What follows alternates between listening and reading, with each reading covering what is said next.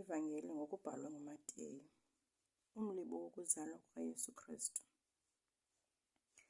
Incwadi yomlibo wokuzalwa kukaYesu Kristu, unyana kaDavide, unyana kaAbraham. uAbraham wazala uIsaki, uIsaki ke wazala uYakobi, uYakobi wazala uYuda nabazalwane bakhe. uYuda wazala uPerez noZera ngoTamari. uPerez wazala uHezron, uHezron wazala uAram, uAram wazala uAminadabi, uAminadabi wazala uNashon, uNashon wazala uSalemon, uSalemon wazala uBhoazi ngoRahabi, uBhoazi wazala uObhede ngoRuthi, uObhede wazala uYese, uYese wazala uDavide ukumkani. uDavide ke ukumkani wazala uSolomon ngobe ngumka Uriya.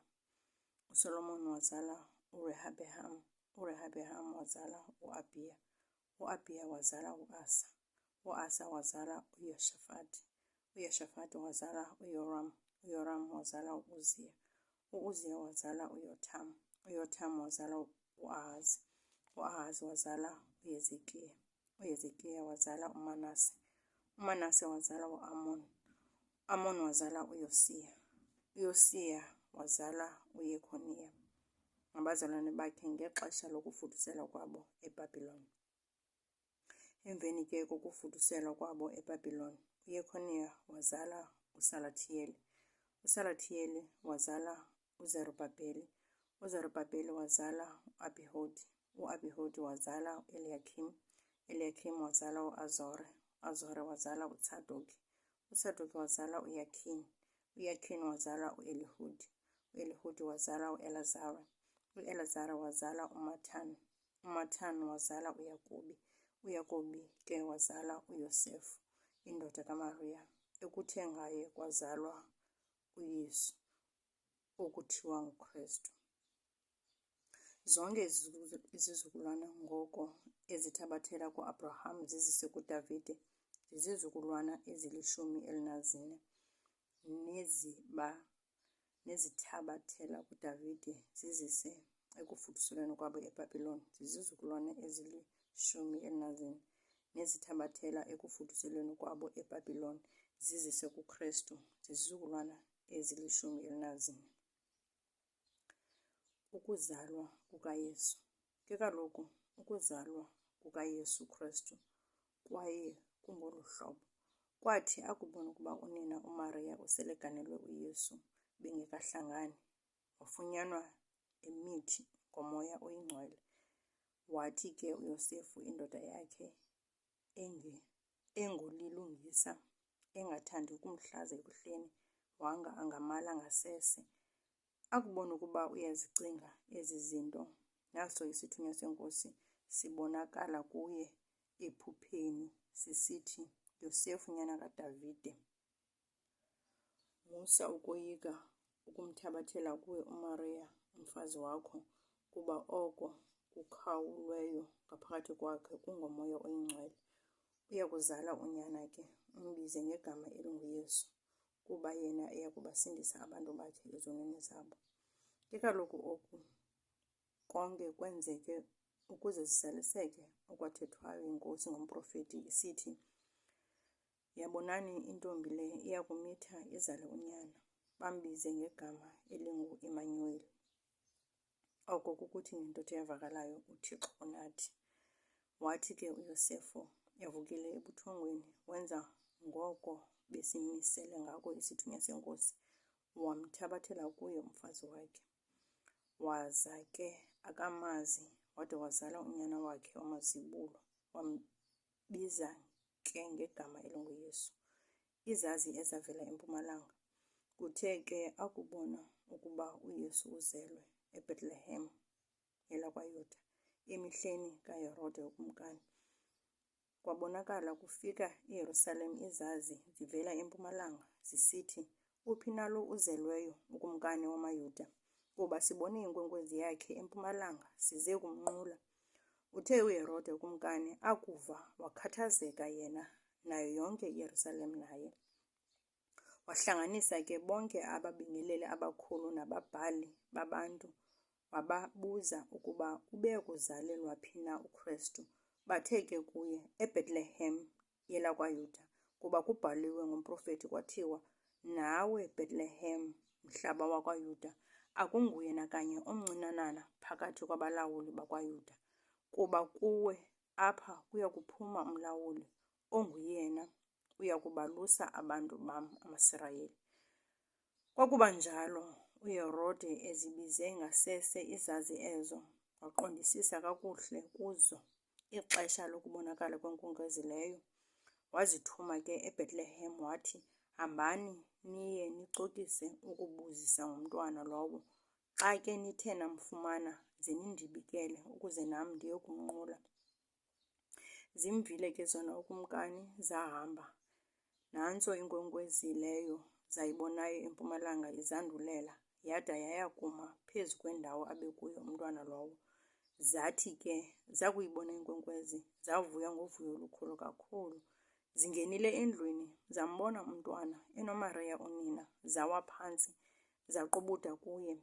Zathi zinxike impahla yazo, zanikela kuye iminikelo, igolide nentlaka emhlophe nemore.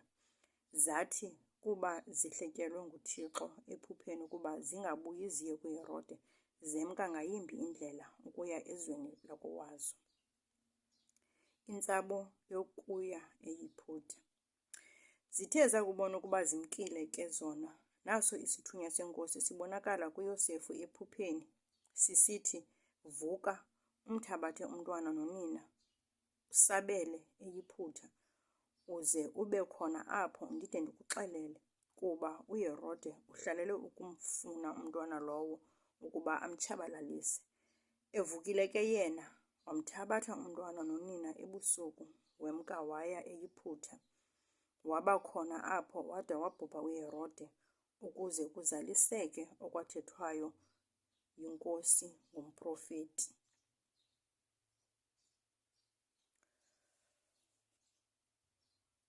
Isithi, ndambiza unyana wam ukuba aphume eYiputa.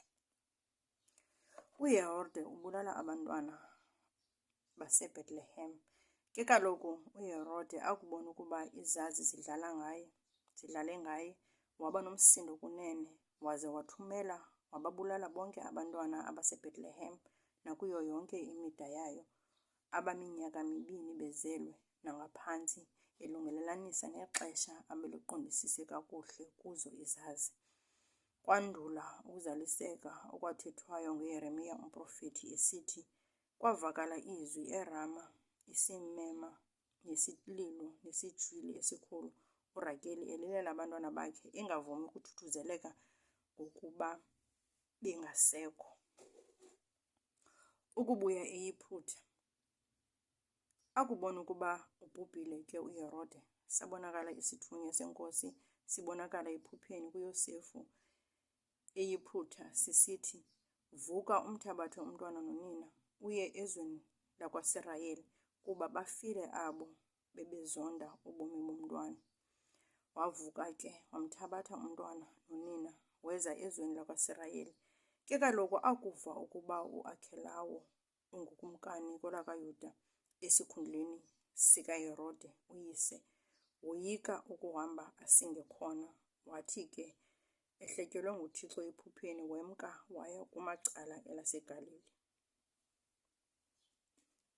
Ufike wema emzini ekuthiwa yiNazaretha, ukuze kuzaliseke okwathethwayo ngabaprofethi, okokuba wobizwe ngokuba ungwaseNazaretha. uYohane uMbhaptizi. Ke kaloku kuthi ngaloo mihla kufike uYohane uMbhaptizi ememeza intlango yelakwayuda, esithi, guqukani, kuba ubukumkani bamazulu busondele. Kuba lo nguye awayethetha yena uIsaya umprofeti esithi, izwi lodanduluko entlango lisithi, yilungiseni indlela yenkosi, yityenenezeni umendo wayo. Ke uYohane lowo, ingubo yakhe ibiyeyoboya benkamela, enombhinqo wentlonze esinqeni sakhe. Kwaye ke ukudla kwakhe kuziinkumbi nobusi basendle. Babephuma oko besiya kuye abaseYerusalem nabakwelakwayuda bonke, nabommandla wonke waseYordani, bebhaptizwa nguye eYordani apho bezixela izono zabo. Ke kaloku akubona into eninzi yabaFarisi nabaSadusi besiza ekubhaptizeni kwakhe, wathi kubo, "Nzala-ndini yamarhamba, ngubani na onibonisileyo ukuba niyibaleke ngqondo ezayo? Velisani ngoko iziqhamo eziyifaneleyo inguquko, ize ningabi nithi phakathi kwenu, thina sinobawo uAbraham, kuba ndithi kuni, unako uThixo kuwe la matye ukumvelisela abantwana uAbraham. Kananjalo izembe selibekiwe engcanjini yemithi, ngoko yonke imithi engavelisi siqhamo sihle iyagawulwa iphoswe emlilweni. Mna okunene ndinibhaptizela enguqukweni ngamanzi, kodwa lowo uzayo emva kwam unamandla kunam, ozimbadada ndingakulingeneyo ukuziphatha. Yena ke uya kunibhaptiza ngoMoya Oyingcwele nangomlilo. Omnyazi wokwela usesandleni sakhe, uya kusicokisa kuthi tu isanda sakhe, ayibuthele kuvimba ingqolowa yakhe. Kodwa wona umququ uya kuwutshisa ngomlilo ongacimekiyo." Ubhaptizo lukaYesu. Uthi ngelo xa afike uYesu eYordani kuYohane evela kwelaseGalili ukuba abhaptizwe nguye. Ke kaloku uYohane wayemalela esithi, "Mna kufuneka ndibhaptizwe nguwe nje, uza kum na wena?" Uphendule kuYesu wathi kuye, "Vuma okwakaloku, kuba kusifanele thina ukwenje njalo ukuzalisa bonke ubulungisa." Andule ke ukumvumela. Ebhaptiziwe ke uYesu wenyuka kwa oko emanzini, asuka amazulu avuleka kuye, wambona uMoya kaThixo esihla njengehobe esiza phezu kwakhe. Nalo ilizwi liphuma ezulwini lisithi, "Lo ngunyana wam oyintanda, endikholisiweyo nguye." Ukuyendwa kukaYesu entlango. Waza uYesu wenyuswa nguMoya wasiwa entlango ukuba ahendwe ngumtyholi. Uthe akuba ezile ukudla iimini ezi-40 nobusuku obu-40 ekupheleni kwazo, walamba. Efikile ke umyeni kuye, uthe, "Ukuba ungunyana kaThixo, yitsho la matye abe zizonka." Waphendula ke yena ke wathi, "Kubhaliwe, kwathiwa, akaphili ngasongo sodwa umntu, uphila ngamazwi onke aphuma emlonyeni kaThixo." Eze umtyholi amthabathe amse kuwo umzi ongcwele, ammise eluchochoyini lwetempile, athi kuye, "Ukuba ungunyana kaThixo, ziphose ezantsi, kuba kubhaliwe, kwathiwa, uya kuziwisela umthetho ngawe izithunywa zakhe zasemazulwini, zikufukule ngezandla, hleze ubetheke ngonyawo lwakho etyeni." Wathi uYesu kuye, "Kubhaliwe kanjalo, kwathiwa, uze ungayiyendayendi iNkosi uThixo wakho." Ubuya umtyholi amthabathe amse entabeni ephakeme kakhulu, ambonise zonke izikumkani zehlabathi nozuko lwazo. Athi kuye, "Zonke ezi zinto ndikunika ukuba uthe wawa phantsi wagqubuda kum." Aze athi uYesu kuye, "Suka umke Sathana, kuba kubhaliwe, kwathiwa, yiNkosi uThixo wakho oya kugqubuda kuyo, ukhonze yona yodwa." Andule ke umtyholi ukumyeka, nanko kufika izithunywa zezulu zimlungiselela. UYesu eGalili, abafundi bakhe bokuqala. Ke kaloku akuva uYesu ukuba uYohane unikelwe entolongweni, wemka waya kwelaseGalili. Wathi esukile eNazaretha, weza wahlala eKapenawum engaselwandle, emideni yakwaZebhuluni neyakwaNafetali, ukuze kuzaliseke okwathethwayo ngo-Isaya umprofeti esithi, "Umhlaba wakwaZebhuluni nomhlaba wakwaNafetali, wendlela yaselwandle phesheya kweYordani, waseGalili yeentlanga, abantu abo bahleli ebumnyameni babone ukukhanya okukhulu, nabo bahleli ezweni nasemthunzini lokufa bavelelwe kukukhanya." Waqala oko uYesu ukumemeza esithi, "Guqukani, kuba uBukumkani bamazulu busondele." Uthe uYesu ehamba ngaselwandle kwalaseGalili, wabona abazalwane ababini, uSimon ekuthiwa nguPetros noAndrea umzalwane wakhe, bephosa umnatha elwandle kuba babengababambisi beentlanzi. Athi ke kubo, "Yizani apha nindilandele, ndonenza nibe ngababambisi babantu." Bayishiya kwa oko iminatha bamlandela ke. Uhambele phambili esuka apho, wabona abanye abazalwane ababini, uYakobi lo kaZebedi noYohane umzalwane wakhe, besemkhombeni noZebedi uyise, belungisa iminatha yabo. Wababiza ke, bawushiya kwa oko umkhombe noyise, bamlandela ke. Waye uYesu elihamba lonke elaseGalili, efundisa ezindlwini zabo zesikhungo, evakalisa iindaba ezilungileyo zobukumkani, ephilisa izifo zonke nezikhuhlane zonke ebantwini. Lwaphuma ke udumo lwakhe lwaya kulo lonke elaseSiriya. Babazisa kuye bonke abafayo, bebanjwe zizifo ngezifo naziintuthumbo ngeentuthumbo, nabaphethwe ziidemoni, nabanesathuthwane, nabanedumbe, wabaphilisa ke. Walandelwa zizihlwele ezininzi zivela kwelaseGalili naseDekhapoli naseYerusalem nakwelakwayuda naphesheya kweYordani. Intshumayelo yasentabeni, abanoyolo. Uthe ke akuzibona izihlwele ezo, wenyuka intaba, waza akuhlala phantsi, beza kuye abafundi bakhe. Wawuvula umlomo wakhe, wabafundisa esithi, "Banoyolo abangamahlwempu ngomoya, ngokuba ubukumkani bamazulu bobabo. Banoyolo abakhedamileyo, ngokuba bayakunwatyiswa bona. Banoyolo abanobulali, ngokuba umhlaba bayakuwudla ilifa bona. Banoyolo abalambela banxanelwe ubulungisa, ngokuba bayakuhluthiswa bona. Banoyolo abanenceba, ngokuba bayakwenzelwa inceba bona. Banoyolo abahlambulekileyo intliziyo, ngokuba bayakumbona uThixo bona. Banoyolo abaxolisi, ngokuba bayakubizwa ngokuthi bangoonyana bakaThixo bona. Banoyolo abatshutshiswa ngenxa yobulungisa, ngokuba ubukumkani bamazulu bobabo. Ninoyolo nina, xa bathe abantu banengcikiva, banitshutshisa, bathetha zonke izinto ezikhohlakeleyo ngani, bexoka ngenxa yam. Vuyani nigcobe kunene, ngokuba umvuzo wenu mkhulu emazulwini, kuba benjenjalo ukubatshutshisa abaprofeti abebekho phambi kwenu." Ityuwa yehlabathi nokhanyiselo lwehlabathi. Niyityuwa yehlabathi nina, ke ukuba ityuwa ithe ayaba nasongo, yothiwa nina ukuvakaliswa. Ayisalungele nto, kukulahlwa phandle kuphela, inyathelwe ngabantu. Nina nilukhanyiselo lwehlabathi. Umzi omi phezu kweentaba awunakufihlakala. Kananjalo abasibaniki isibane, basibeke phambi kwesitya, basibeka esiphathweni saso, sikhanyisele bonke abasendlwini. Malukhanye ngokunjalo ukhanyiselo lwenu phambi kwabantu, ukuze bayibone imisebenzi yenu emihle, bamzukise uYihlo osemazulwini. Ukuzalisekiswa komthetho nabaprofeti.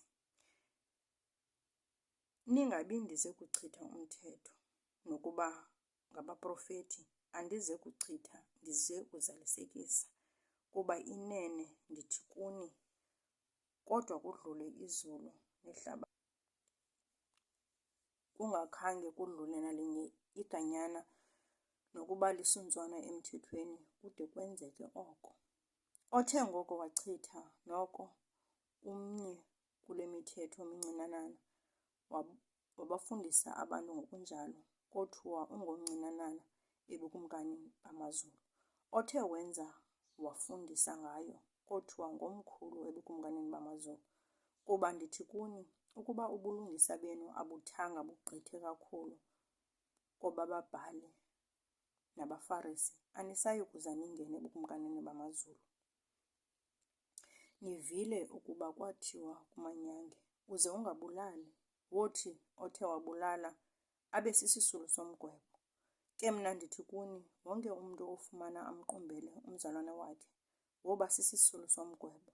Othe ke kumzalwane wakhe, ntwengento ngoba sisisulu sentlanganiso yamatyala. Othe ke siyathandini ngoba sisisulu sesihoko somlilo.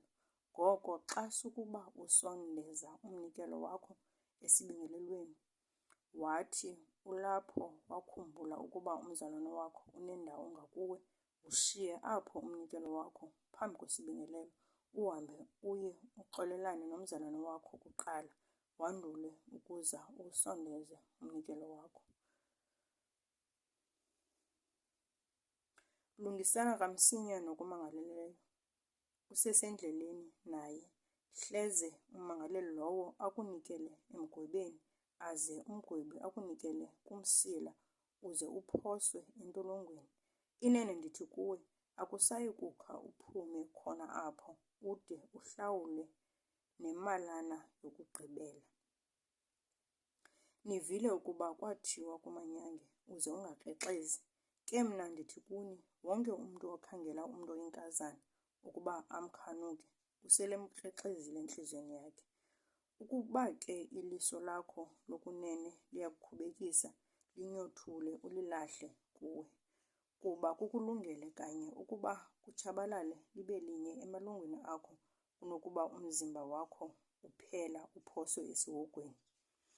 Nokuba isandla sakho sokunene siyakukhubekisa, sinqamle usilahle kuwe, kuba kukulungele kanye ukuba kutshabalale libe linye emalungwini akho kunokuba umzimba wakho uphela uphoswe esihogweni. Kwathiwa ke othe wamala umfazi wakhe makamnike incwadi yokwahlukana. Ke mna ndithi kuni, othe wamala umfazi wakhe ngaphandle kwendawo yombulo uyamkrexezisa, nothe wazeka owaliweyo uyakrexeza. Kanjalo nivile ukuba kwathiwa kumanyange, uze ungafungi buxoki, wakuthi uzifeze enkosini izifungo zakho. Ke mna ndithi kuni, maningakhe nifunge nto, nokuba lizulu, nokuba yitrone kaThixo, nokuba lihlabathi eli, nokuba sisihlalo seenyawo zakhe, nokuba yiYerusalem, nokuba ngumzi wokumkani omkhulu, uze ungayifungi nentloko yakho ngokuba ungenamandla okwenza nalunye unwele lube mhlophe nokuba lube mnyama. Ilizwi lenu ke malibe ngu-ewe, ewe, ngohayi, hayi, okugqithe koko ke kuvela ngokungendawo. Nivile ukuba kwathiwa iliso maliphindezelwe ngeliso, nezinyo ngezinyo. Ke mna ndithi kuni, maningasunduzani ngokungendawo. Yithi osukuba ekutywarhaza esidleleni sakho sokunene, umguqulele nesinye eso.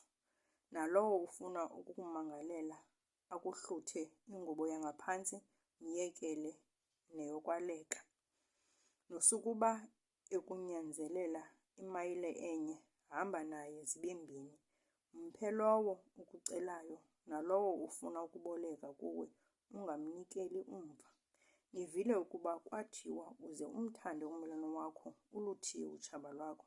Ke mna ndithi kuni, zithandeni iintshaba zenu, basikeleleni abo baniqalekisayo, benzeleni okulungileyo abo banithiyayo, nibathandazele abo banigxekayo, banitshutshise, ukuze nibe ngabantwana boYihlo osemazulwini, ngokuba ilanga lakhe elenza liphume phezu kwabakhohlakeleyo nabalungileyo, nemvula eyinisa phezu kwabalungisayo nabangalungisiyo.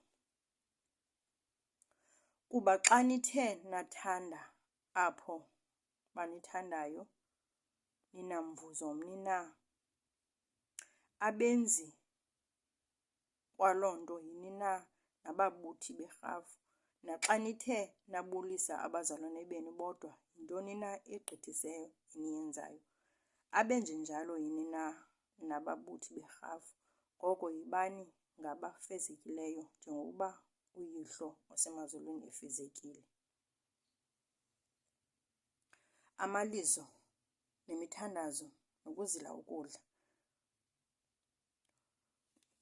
Lumkani ubulungisa benu, ningabenzeli ebusweni babantu, ngokuba ningabonwa ngabo okanye aninamvuzo kuyihlo osemazulwini. Ngoko xa sukuba uliza abantu ungahlokomisi ixilongo phambi kwakho njengoko benza njalo abahanhanisi ezindlwini zesikhungo nasezitratweni ukuze bazukiswe ngabantu, inene ndithi kuni bawufincile umvuzo wabo. Ke wena xa uliza abantu masingazi isandla sakho sokhohlo into eyenziwa sisandla sakho sokunene, ukuze amalizo akho abe semfihlekweni, aze uyihlo obona emfihlakalweni akubuyisele ekuhleni yena. Naxa sukuba uthandaza uze ungabi njengabahanhanisi ngokuba bethanda ukuthandaza bemi ezindlwini zesikhungo nasezimbombeni zezitrato ngokokuze babe nokubonwa ngabantu, inene ndithi kuni bawufincile umvuzo wabo. Ke wena xa sukuba uthandaza ngena egumbini lakho uthi uluvalile ucango lwakho uthandaze kuyihlo osemfihlakalweni, aze noyihlo obona emfihlakalweni akubuyisele ekuhleni.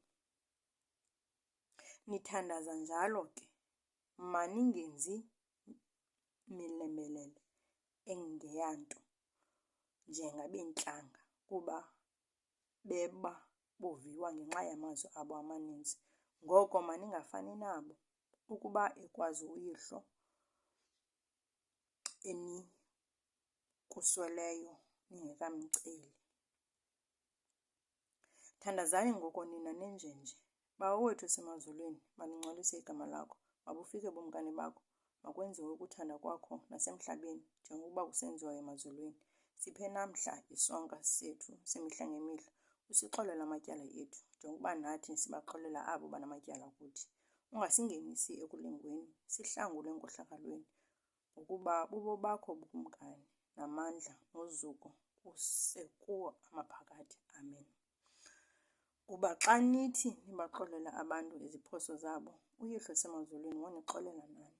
Xa nithi ningabaxoleli abantu iziphoso zabo, noyihlo ke akasayi kunixolela iziphoso zenu. Xa sukuba ke nizila ukudla, maningabi njengabahanhanisi, bona bamatshikileyo, kuba babebenza bubi ubuso babo ukuze babonakale ebantwini ukuba bazilile. Inene ndithi kuni bawufincile umvuzo wabo. Ke wena wakuzila, thambise intloko yakho, buhlambe ubuso bakho, ukuze ungabonakali ebantwini ukuba uzilile. Ubonakale uyihlo osemfihlakalweni, aze uyihlo obone emfihlakalweni abubuyisele ekuhleni. Ubutyebi basemazulwini. Ningaziqobeli ubutyebi emhlabeni apho konakalisa inundu nomhlwa, nalapho amasela agqobhoza ebe. Ziqobeleni ke ubutyebi emazulwini apho kungonakalisi nundu namhlwa, nalapho amasela angagqobhoziyo ebe, kuba apho bukhona ubutyebi benu yoba lapho nentliziyo yenu. Iliso elingenankumbi.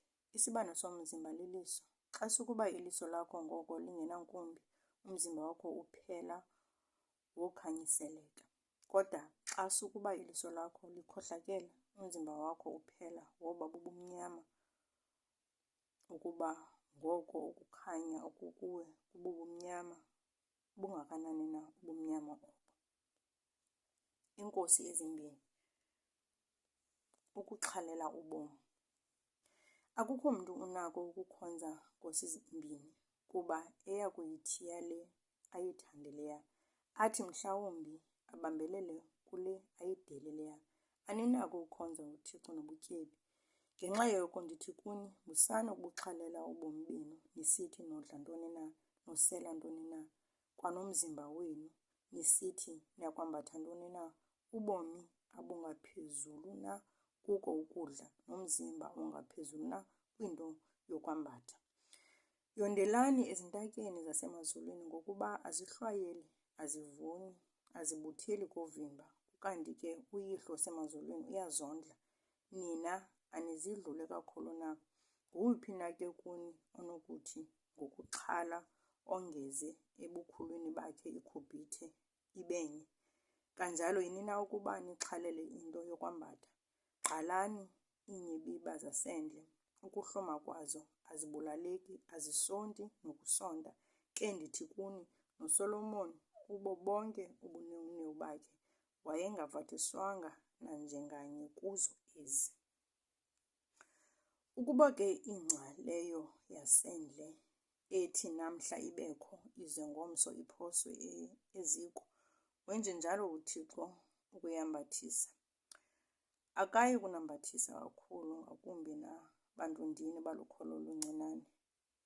Musani ukuxhala ngoko nisithi sodla ntoni na, sosela ntoni na, siya kwambatha ntoni na, kuba zonke ezo zinto zingxanyelwe ziintlanga, kuba uYihlo wasemazulwini uyazi ukuba ezo zinto zonke ziyafuneka kuni. Funani ke tance ebukumkani bukaThixo nobulungisa bakhe, zaye zonke ezo zinto ziyakongezelela kuni. Ngoko musani ukuxhalela ingomso, kuba ingomso liyakuxhalela ukwalo. Buyanele imini leyo obayo kubomi. Ukungagwebi abanye.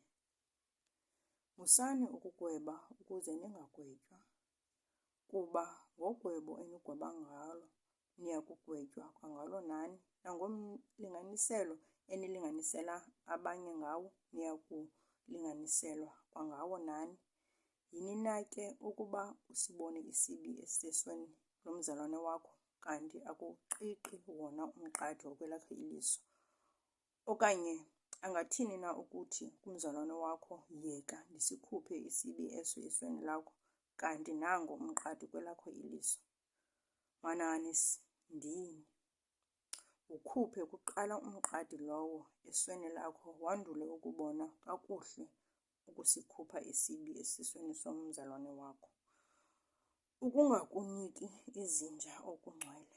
Musani ukukunika izinja okungcwele, kanjalo ningaziphosi iiperile zenu phambi kwehagu, hleze zinyathele ngamanqina azo, zijike ziniqwenge. Ukuthandaza okuzingisileyo. Celani nophiwa, funani nofumana, qongqozani novulelwa, kuba wonke umntu ocelayo uyazuza, nalowo ufunayo uyafumana, nalowo unkqonkqozayo uyakuvulelwa.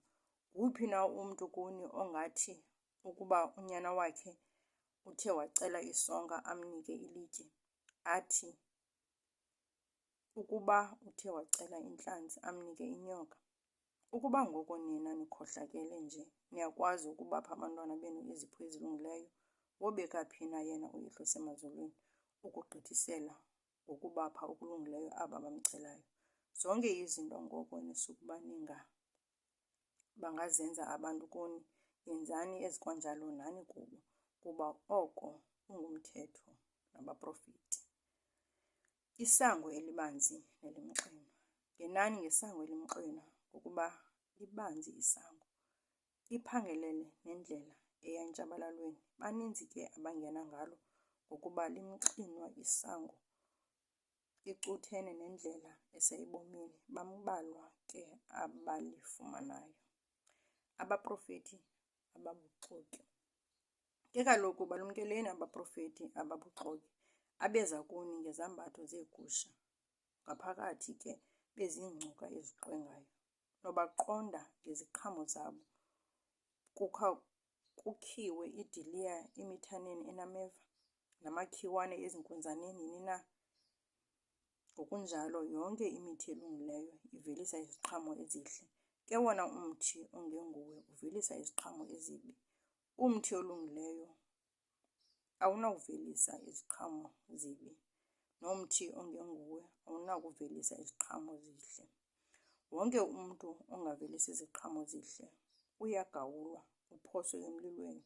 Ngoko ke nobaqonda ngeziqhamo zabo. Ukuva nokwenza ilwizi.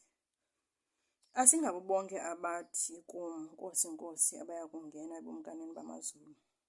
Ngokwenzayo ukuthanda kukaBawo osemazulwini. Baninzi abaya kuthi kum ngaloo mini, Nkosi, Nkosi, sasingathe na egameni lakho saprofeta, sathi egameni lakho sakhupha iidimoni, sathi egameni lakho senza imisebenzi yamandla emininzi? Ndandule ndibaxelele ndithi, andizanga ndinazi. Bukani kum nina nenza ukuchasene nomthetho. Wonke umntu osukuba ngoko eweva la mazwi am awenze, ndimfanekisa nendoda eyingqondi yona eyakhelayo elulwaneni indlu yayo. Yehla imvula, yeza imilambo yavuthuza imimoya, yagaleleka kuloo ndlu, ayawa kuba ibisekelwe elulwaneni. Nomntu wonke owevayo la mazwi am angawenzi wofanekiswa nendoda esisiyatha, yona yayakhelayo entlabathini indlu yayo. Yehla imvula, yeza imilambo yavuthiza imimoya, yabetha kuloo ndlu, yawa, saba sikhulu ke isiwo sawo. Uthe ke xenikweni uYesu ebewagqibile la mazwi, zakhwankqisa indimbane ukufundisa kwakhe, kuba ebefundisa njengonegunya, engafundisi njengabo ababhali.